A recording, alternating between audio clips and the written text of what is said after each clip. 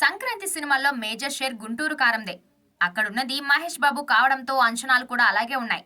పైగా త్రివిక్రమ్ కూడా తోడున్నాడు కాబట్టి ఇంకా తగ్గేదలే. బాక్సాఫీస్ వేడెక్కడం ఖాయమనే సంకేతాలు ఇప్పటికే వెళ్ళిపోయాయి. పైగా ఎప్పటికప్పుడు నిర్మాత నాగవంశి సైతం సినిమాపై అంచనాలు పెంచేస్తూనే ఉన్నాడు.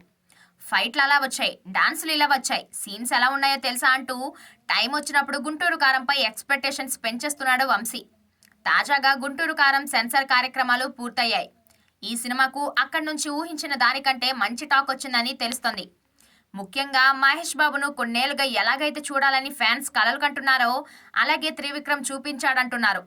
మరోవైపు ఫస్ట్ హాఫ్లో వచ్చే కామెడీ సీన్స్ సినిమాకు హైలైట్ అవుతాయని, దాంతోపాటు action scenes, super star Krishna reference, మిర్చి యాడ్లో శ్రీలీల, మహేష్ బాబు వేసిన నక్లీస్ గోల్స్ పాట డాన్సులు ఇవన్నీ మేజర్ హైలైట్స్ అంటున్నారు.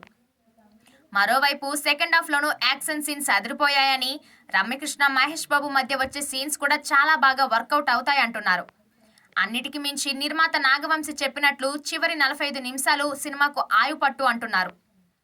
అలా వైకుంఠపురం, అత్తరింటికి దారేది స్థాయిలోనే ఎమోషనల్ క్లైమాక్స్ ను ప్లాన్ చేసినట్లు ప్రచారం జరుగుతోంది. ఖచ్చితంగా Mahesh Babu కెరీర్లోనే biggest commercial hit అయ్యే లక్షణాలన్నీ గుంటూరు కారంలో ఉన్నాయని తెలుస్తోంది.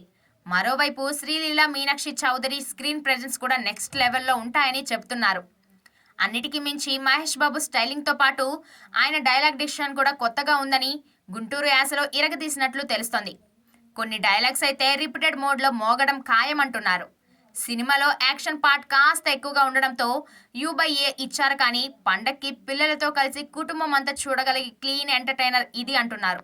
జనవరి 12వ తేదీ విడుదల కానుంది గుంటూరు కారం.